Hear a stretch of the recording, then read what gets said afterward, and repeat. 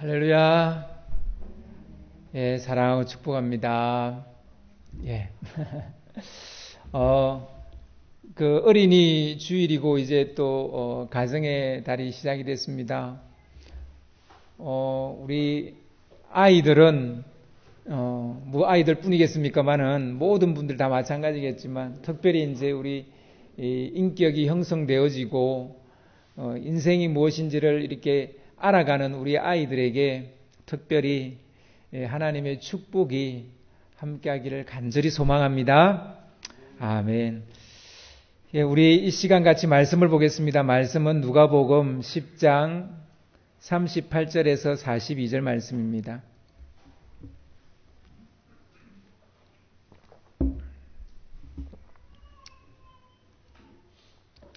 누가복음 10장 38절에서 42절 말씀입니다. 한 절씩 교독을 하겠습니다. 그들이 길 갈 때에 예수께서 한 마을에 들어가심에 마르다라 이름하는 한 여자가 자기 집으로 영접하더라.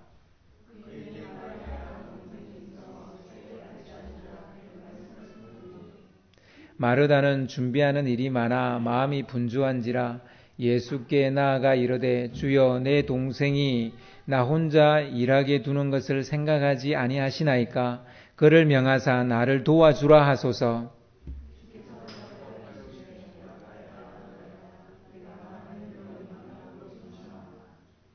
몇 가지만 하든지 혹은 한 가지만이라도 족하니라.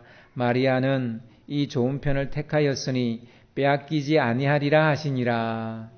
아멘.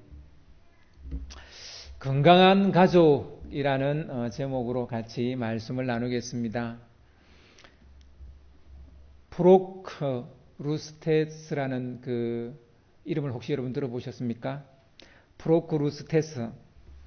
아마 뭐 그렇게 우리가 쉽게 접할 수 있는 뭐 이름이 아니어서 아마 처음 들어보신 분이 많을 겁니다. 그리스 신화에 나오는 인물입니다. 뭐 잘 알려져 있는 어떤 그런 인물은 아니에요. 포세이돈의 아들인데 테세우스 영웅전에 나오는 한 인물입니다. 그래도 포세이돈의 아들이니까 뭐 약간 뭐 반은 신 반은 인간 뭐 이런 뭐 부류에 속하는 뭐 캐릭터다 이렇게 보시면 되겠습니다. 이 테세우스가 상당한 이제 영웅인데 그가 아테네로 가는 길에서 그 한 곳에 여관에 들르게 되는데 그 여관 주인이 정말 유명한 악당이었습니다. 그가 바로 이제 프로크루스테스인데 새 침대를 여관방에 준비를 해놔놓고 이 새 침대는 큰 게 있고 또 작은 게 있어요. 근데 키가 큰 사람에게는 작은 침대를 내주고 또 작은 사람에게는 큰 침대를 내줍니다. 그리고선 키가 침대보다 커서 밖으로 튀어나오면 그 침대의 크기에 알맞게 머리나 다리를 톱으로 잘라버립니다. 반대로 키가 작으면 몸을 잡아 늘려서 침대 길이에 맞춥니다. 그렇게 해서 사람 죽이는 것을 아주 낙으로 생각하는 그런 인물입니다. 테세우스는 이 악당을 알고 있었고 가서 이 악당을 도리어 사로잡아서 그가 했던 방식 똑같은 방식으로 침대에 그를 눕혀서 튀어나온 머리를 잘라서 죽여버립니다. 그래서 이 프로크루스테스는 그 말 뜻 이름 그 뜻 자체가 잡아 느리다 뭐 이런 뜻이에요. 잡아 느리다 그 말 자체가. 요즘 뭐 아마 그 여러분들이 이런 이야기를 들어보셨는지 모르겠습니다. 프로크루스테스의 침대 뭐 종종 어떤 것을 비유할 때 이 말을 사용을 합니다. 뭐 이 신화에서 유래된 건데요. 자신의 원칙이나 기준을 막무가내로 고집하는 사람에게 사용하는 말입니다. 다른 사람의 생각을 억지로 자신에게 맞추려고 하는 일종의 폭력적이거나 극도로 융통성이 부족한 그런 태도를 일컬을 때 이제 이 프로크루스테스의 침대 이 말을 사용을 합니다. 이게요 정치에도 있고요. 뭐 우리가 생활하는 어떤 회사 혹은 우리 가정에도 있어요. 어디에 가든지 이런 사람은 있을 수 있습니다. 모두 다 자기 기준에, 자기 원칙에 맞춰야 됩니다. 그게 맞지 않으면 다 틀린 거예요. 다 잘못된 거예요. 남편이 아내를 이렇게 대할 수 있어요. 또한 아내가 남편을 이렇게 대할 수도 있습니다. 자기 기준에 무조건 맞추려고 하는 거죠. 자기 원칙에 맞추려고 하죠. 자기 입장에 맞추려고 하죠. 부모가 자녀를 프로크루스테스의 침대에 눕혀서 그렇게 아이를 키울 수도 있어요. 그러니까 부모의 원칙과 부모의 기준에 아이를 맞추어서 키우는 거예요. 그러니까 조금 잘못되면 잘라내버리죠. 그래서 아이의 생각이라든지 아이의 감정이라든지 아이의 꿈이라든지 이런 게 다 잘려나가요. 그리고 너무나 외모뿐만 아니라 하는 행동거지까지 자기를 쏙 닮은 아이를 만들어놔요. 뭐 가정 안에서도 일어날 수 있는 일이죠.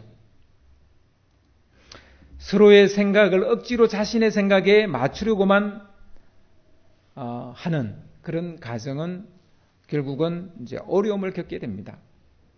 고대인들도 프로크루스테스의 이 악당의 이야기에서 뭐 교훈을 얻었다면 우리도 뭐 크게 다르지는 않을 것 같아요. 건강한 사고방식이 아니라는 것을 그 고대인들도 알았어요. 모든 것을 나의 기준에 맞추려고 하는 것이 건강하지 않다는 것, 잘못된 것이라, 그게 악당이라는 것을 고대인들도 알았어요. 그럼 오늘은 뭐 말해 무엇하겠습니까? 그래서 오늘은 건강한 가족의 모습을 여러분과 나누고자 합니다. 특별히 마르다와 마리아 자매 이야기에서 그 답을 찾아보려고 합니다. 건강한 가족의 첫 번째 특징은요, 각자 하고 싶은 일을 마음대로 할 수 있는 분위기가 조성되어져 있느냐라는 겁니다. 건강한 가족의 특징은 각자 하고자 하는 것을 할 수 있는 분위기가 있는 가정이에요. 그런 가족이에요. 오늘 말씀을 보니까 마르다가 길을 가고 있는 예수님을 자기 집으로 초대를 했습니다. 예수님과 그의 일행들에게 식사 대접을 하고 싶었던 겁니다. 그러나 이것은 식사 대접하는 것은 그녀에게는 매우 어려운 일이에요. 한마디로 무리였습니다. 무리였다고 말하는 이유는 누굴 초대할 만큼 경제적인 여유가 있지 않았기 때문입니다. 매우 현실적인 이유죠. 우리의 행동과 삶을 통제하고 제한하는 가장 강력한 힘은 돈입니다. 여러분 아니라 말할지 모르겠지만 돈이에요. 뭐 제가 살아보니까 확실해요. 이것에 이견을 가진 사람은 거의 없다고 봅니다. 그런데 흥미롭게도 마르다는 그것에 제한을 받지 않았습니다. 돈에 크게 제한을 받지 않았다는 거예요. 돈에 통제되지 않았다는 거예요. 그녀가 사는 동네는 베다니라는 동네인데요. 요즘 말로 하면 빈민촌이에요. 빈민촌. 히브리어로 베트 아니아라는 말이거든요. 붙여서 베다니가 돼요. 근데 이 베트 아니아라는 말의 뜻은 가난한 자의 집 이런 겁니다. 베들레헴 할 때 그 앞에 그 베가 베트레헴이 돼요. 그래서 떡집이 돼요. 떡을 만드는 동네 뭐 이런 뜻이 됩니다. 즉 예루살렘의 상류 사회나 주류 사회에서 밀려난 사람들이 마지막으로 살게 되는 그래서 그들의 종착역 그게 바로 베단입니다. 한편 베다니는 노숙자들의 아지트이기도 했습니다. 예수님도 예루살렘에 머물 때면 거의 대부분 베다니로 가셔서 주무셨어요. 마음 편하게 노숙할 수 있는 동네 바로 그곳이 베다니입니다. 베다니에서 노수 가시고 다시 이제 예루살렘으로 들어가실 때 항상 아침을 먹지 못하고 들어가세요. 왜 그랬습니까? 그 동네 자체가 그만큼 가난했어요.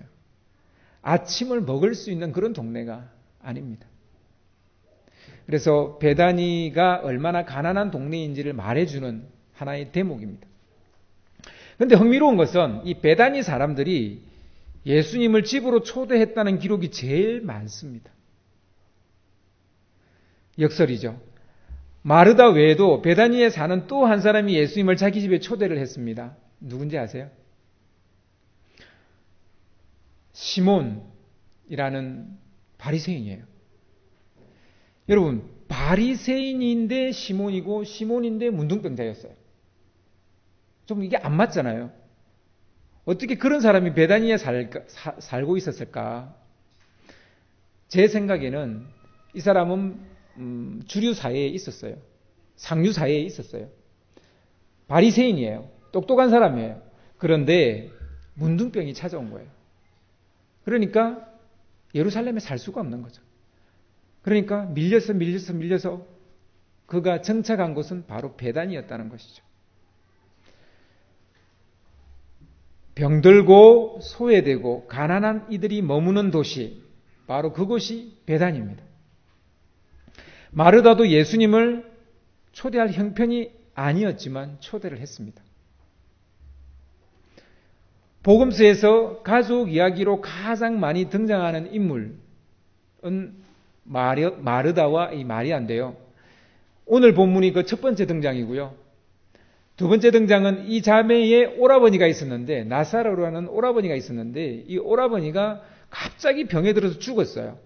그래서 이 또 마르다와 마리아 이야기가 나오게 됩니다.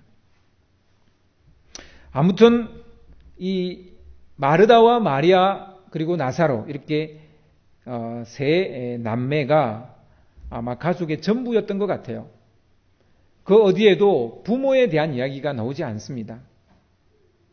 세 남매가 서로 각별했던 것을 보면 아주 어려서부터 부모를 여의고 살아온 게 아닐까 싶습니다. 뻔하죠.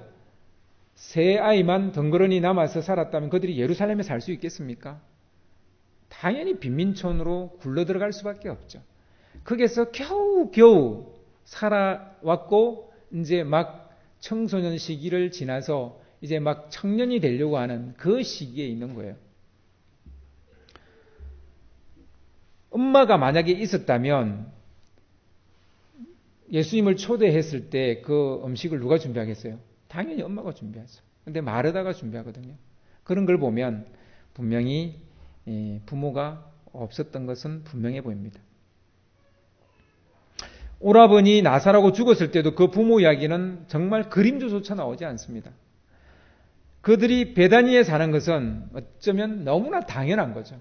그들이 가서 살 수 있는 곳은 바로 이곳밖에 없는 거예요. 부모 없이 자랐고 가난했고 소외된 가정이었던 것이죠. 이 가족이 마지막으로 등장하는 곳은, 가족 다가 등장하는 건 아닌데 이제 이 가족 중에 한 사람이 등장하는 건데, 그곳이 어디냐면 바로 문둥병자 시몬의 집에서 예수님이 식사를 하고 있는데 갑자기 한 여인이 문을 열고 들어와서 예수님께 향유 옥합을 깨트립니다. 바로 그 여인이 누구냐? 마리아입니다. 이것이 세 번째 등장입니다. 마리아는 향유 옥합을 안고 들어가서 식사 중인 예수님의 앞에 서서 그 옥합을 깨뜨려서 그것을 예수님 머리에도 붓고 발에도 붓고 자기의 머리털로 예수님의 발을 씻겼습니다. 문둥병자 시몬이나 마르다와 마리아나 같은 동네에 살았다는 거예요. 같은 동네, 같은 빈민촌에 살았다는 거예요.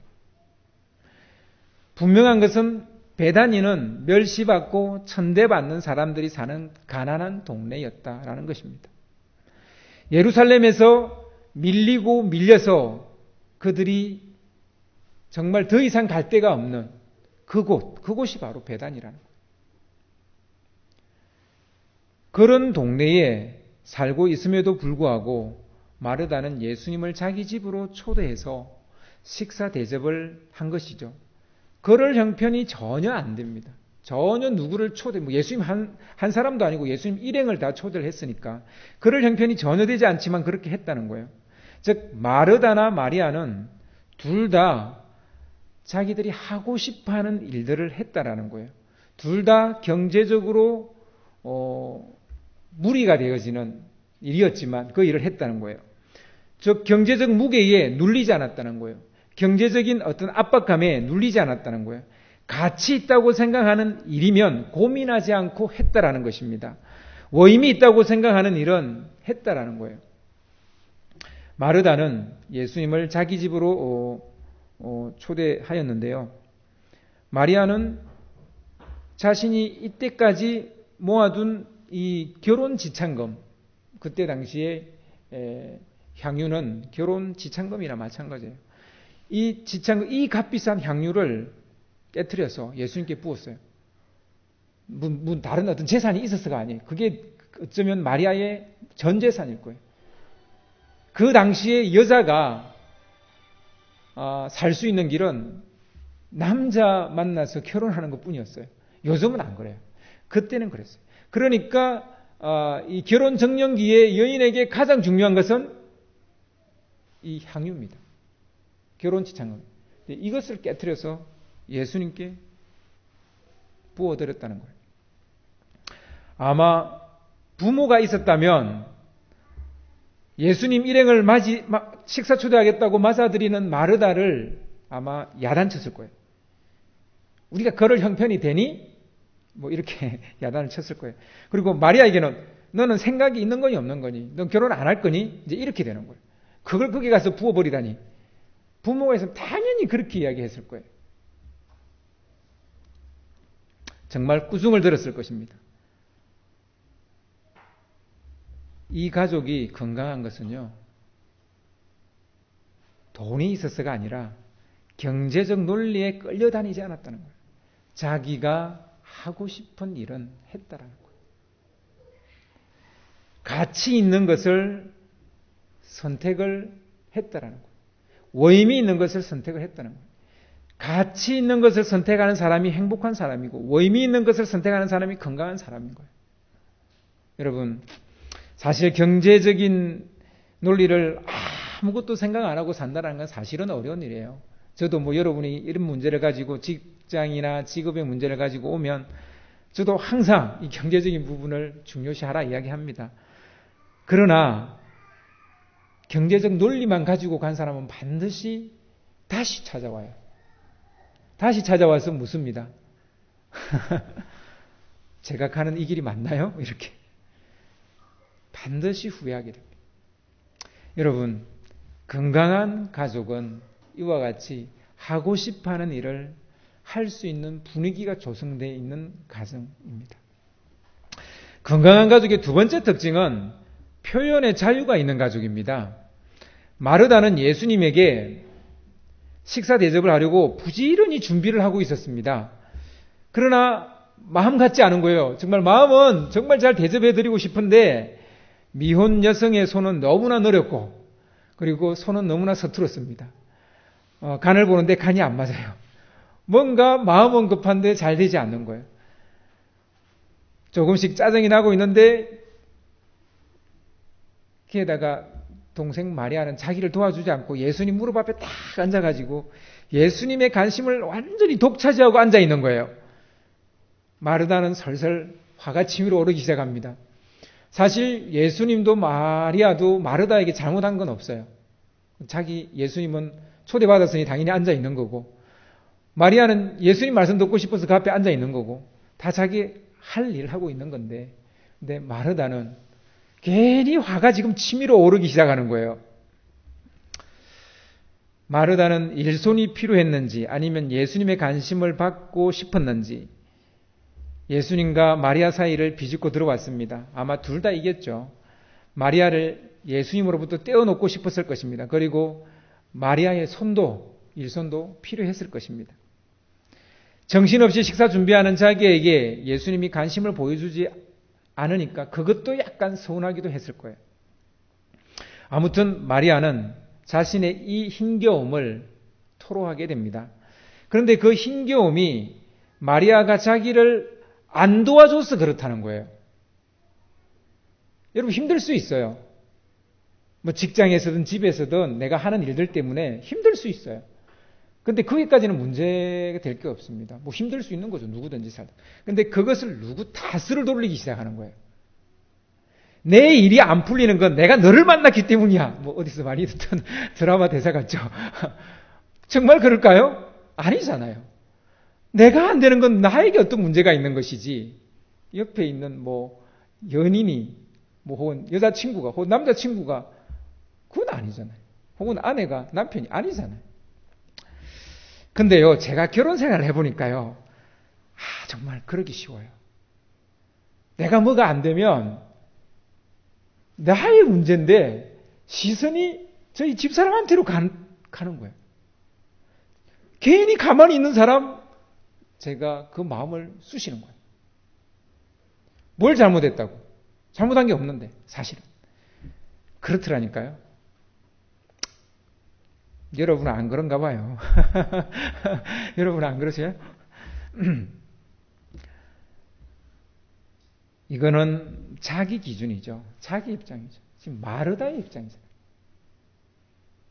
마르다의 입장이잖아요. 사실 이 모습은 여느 가족이나 가정에서 볼 수 있는 광경이고 일어날 수 있는 일입니다. 그러나 이런 모습은 건강한 가족의 사실은 모습이에요. 즉각 자신의 생각과 감정을 이야기했기 때문입니다. 우리는 가족끼리 자신의 감정을 숨길 때가 많아요. 그러다가 한순간 폭발해버리는 경우가 있습니다.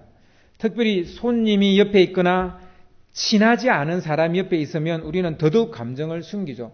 가족끼리 자기 감정을 숨깁니다. 뭐 가족끼리 왜 이래 이렇게 되는 거예요.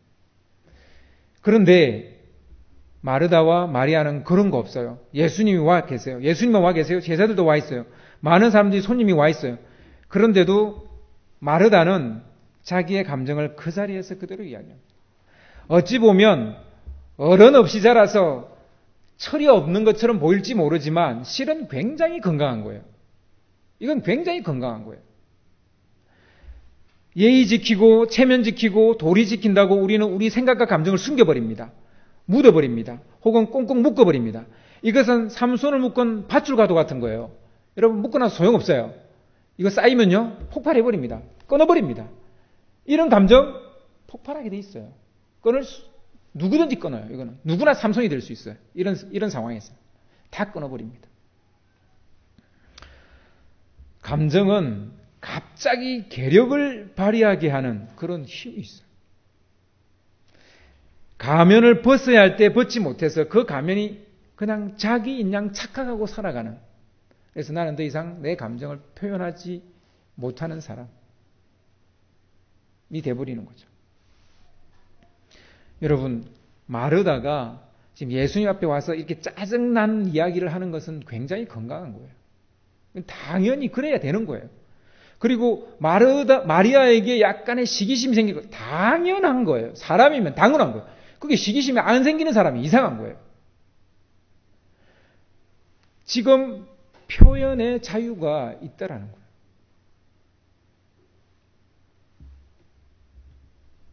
요한복음 11장을 보면 오라버니 나사로가 갑자기 병들어 죽게 되어서 1년의 그 사건들이 쭉 이렇게 기록되어져 있는데요. 이 두 자매는 오라버니가 병들었을 때 급히 사람을 보냈어요. 예수님을 초청을 했습니다. 제발 와서 우리 오라버니 좀 살려달라고. 그런데 예수님은 일부러 나사로가 죽은 다음에 뒤늦게 오십니다. 장례식을 치르고 있는데 그때서야 이제 예수님이 오셨어요. 이미 오라버니는 무덤에 들어가 있어요. 그때서야 예수님이 오신 거예요.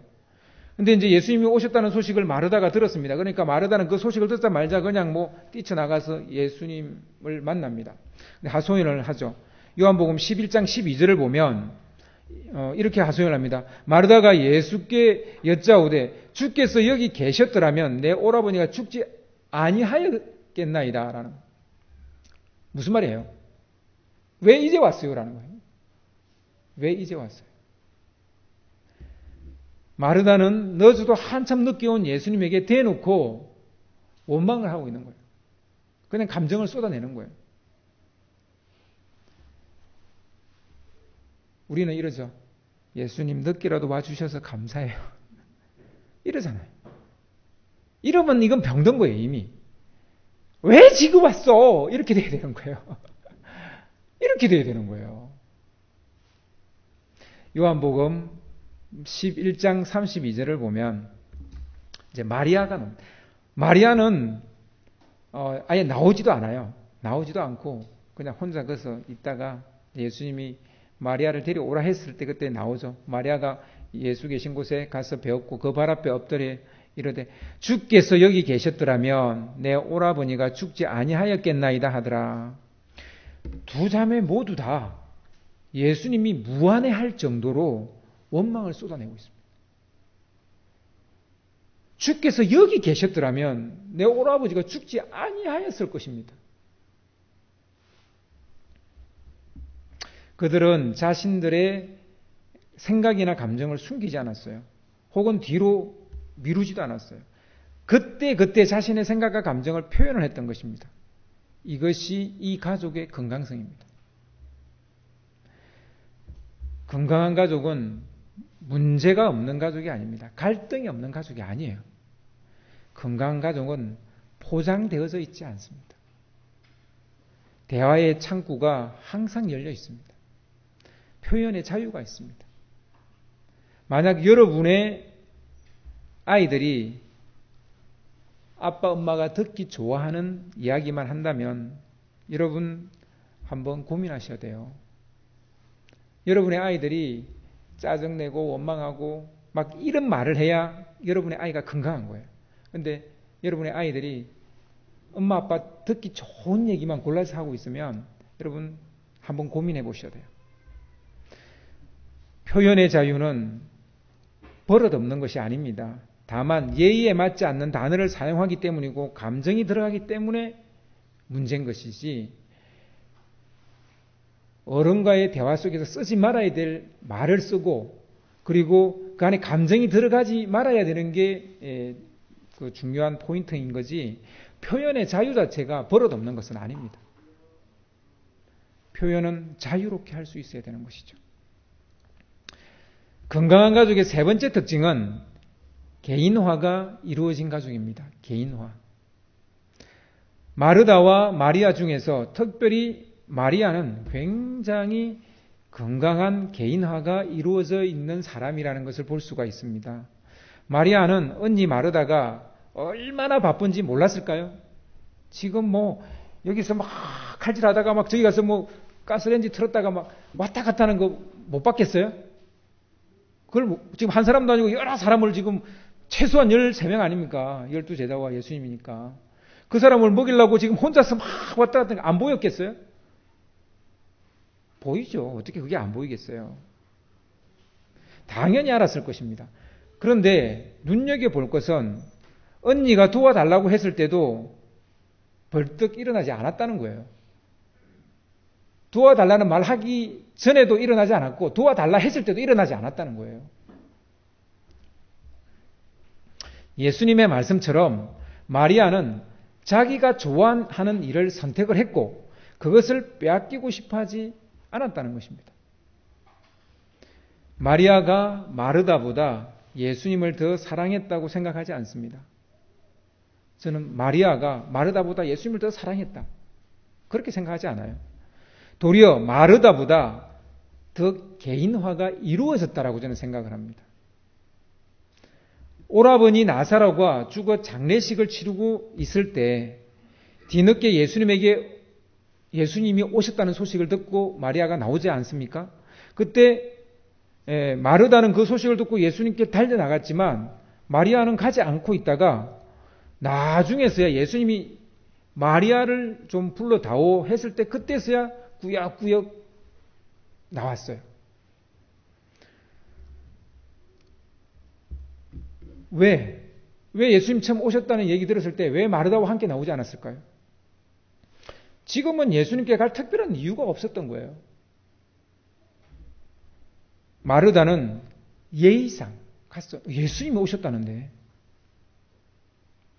예의상 나간 거예요. 근데 마리아는 그게 그렇게 중요하다는 생각을 하지 않습니다. 그 그 행동을 자기가 하는 그 행동을 해야 할 분명한 개인적인 동기가 생겼을 때 그는 움직였어요. 그리고 분명한 목적이 있을 때 그는 움직였어요. 그가 예수님의 무릎 앞에서 말씀을 듣고 앉아 있는 것, 그건 자기가 하고 싶은 일이에요. 자기가 좋아하는 일이에요. 그가 자기의 향유를 주님께 부어드린 건 자기가 하고 싶어서 하는 거예요. 그러니까 자기가 하고 싶어 하는 일에 대해서는 자기에게 가장 귀한 것도 내어줄 수 있습니다. 그러나 자기가 해야 될 일이 아니라고 생각하는 것에 대해서는 예의상 한다든지 일부러 뭐 그냥 이러지 않는다는 거예요. 이게 사실은 개인화가 잘 됐다는 거예요. 어떤 가족은 개인화가 이루어지지 않아서 가족의 감정이 여과 없이 하나의 똥똥 뭉쳐져 버리는 가족들이 있어요. 뭐 많지는 않은데 간혹 보면 교회에도 이런 가족이 있습니다. 어떤 문제 앞에서 가족이 집단 행동을 하는 경우를 보게 됩니다. 옳고 그름이 아니라 무조건 가족 편에 서는 거예요. 이거는 건강한 가족이 아닙니다. 이것은 잘못된 애착관계가 고착된 경우입니다. 아이 싸움이 어른 싸움이 되는 경우가 대표적인 예입니다. 아이의 감정과 부모의 감정이 독립적으로 자리매김해야 되는데 이게 딱 붙어 있는 거예요. 아이 감정이 곧 내 감정이 되고 내 감정이 또 아이 감정이 되는 거예요. 그러니까 아이 싸움이 어른 싸움이 되는 거죠. 아이에게 무슨 일이 생기면 아이의 일로 생각을 해야 돼요. 근데 그거를 내 일로 생각한다는 거죠. 그러니까 싸우는 거죠. 근데 그것을 마치 자기의 문제인 양 받아들여서 싸운다면 그것은 결국 아이의 개인화를 막는 길이 됩니다. 이 아이는 개인화가 되어져서 독립돼서 살아야 됩니다. 독립돼서 살아나가야 돼요. 근데 부모가 계속해서 이와 같이 관여를 하게 되면 아이가 독립적으로 설 수 없게 됩니다. 그래서 가족이 같이 휘둘리고 같이 구렁텅이에 빠지게 되는 경우가 있습니다. 객관성을 잃어버리고 집단 행동을 하게 되는, 그리고 그것을 또 합리화까지 하는 이런 단계까지 이르게 됩니다. 그래서 여러분 이 개인화가 아주 가족의 건강성을 위해서 아주 중요한 부분입니다. 개인화가 이루어지지 않는 경우는 집안의 분위기와도 관계가 있습니다. 부모가 지나치게 가부장적이거나 전체주의적이거나 독재적인 분위기면 개인화가 이루어지지 않습니다. 부모로부터 독립이 이루어지지 않는다고. 그래서 그 가족 안에 어떤 나름대로의 기준도 있고 원칙은 있어야 되겠죠. 그렇지만 그것만 주장해서는 안 되고 서로 대화할 수 있는 어떤 그런 자유의지, 자유적인 분위기를 주어야 됩니다. 그래서 개인화가 이루어져야 됩니다. 예수님은 마리아의 개인화를 높이 평가해 주셨는데요. 42절을 보시면, 오늘 본문 42절을 보시면 몇 가지만 하든지 혹은 한 가지만이라도 족하니라. 마리아는 이 좋은 편을 택하였으니 빼앗기지 아니하리라 하시니라. 저 같으면 이렇게 말했을 거예요. 마리아야, 나중에 나하고 이야기하고 지금은 언니를 도와주는 게 좋겠구나. 저 같으면 그렇게 이야기할 것 같아요. 지금은 좀 언니를 도와주고 나중에 내가 좀 이야기 나누. 그런데 예수님은 저와는 전혀 다른 대답을 하신 거예요. 저는 이게 충격입니다. 그는 좋은 편을 택했고 그는 뺏기지 아니할 거다. 예수님도 마리아의 선택을 빼앗지 않았어요. 그런데 우리는 우리 아이의 선택을 빼앗아 버리는 거예요. 빼앗음으로 해서 아이들은 개인화가 이루어지지 않는 거예요.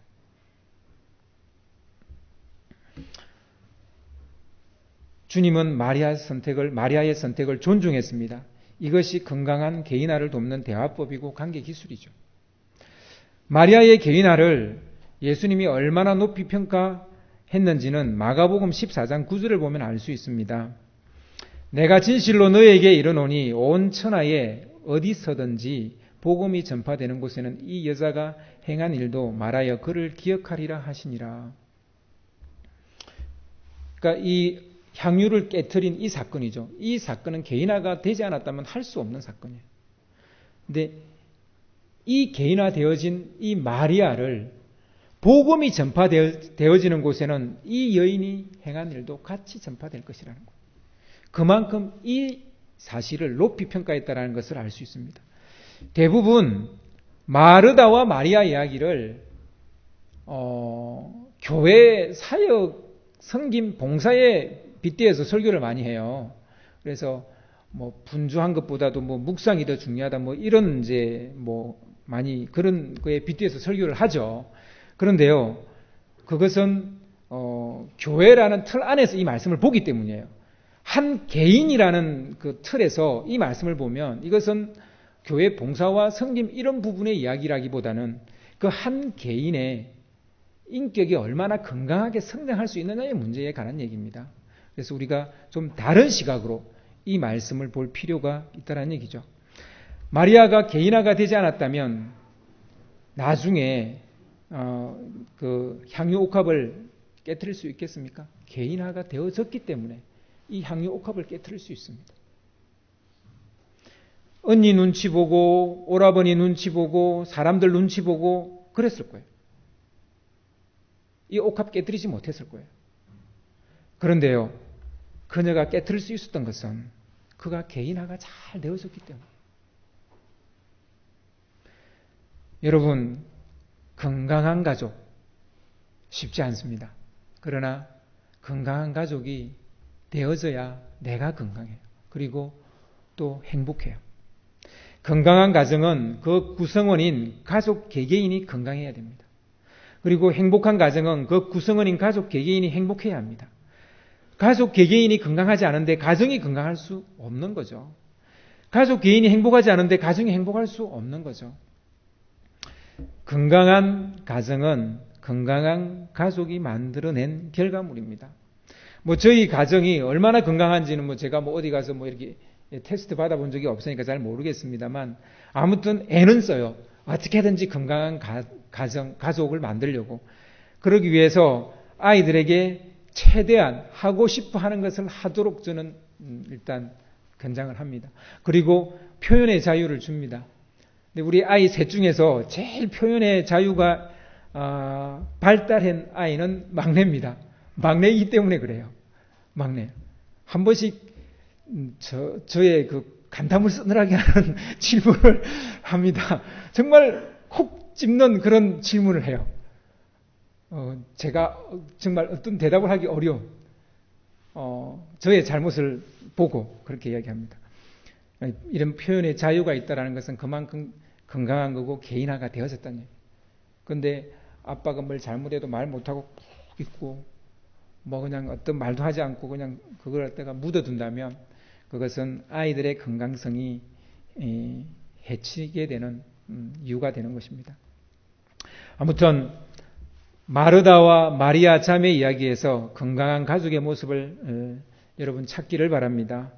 하고 싶은 일을 하는 분위기가 조성되는 가정, 그리고 표현의 자유가 있는 가정, 그리고 개인화가 이루어지도록 돕는 가정, 그런 가정이 될 수 있기를 주님의 이름으로 축원합니다. 아멘.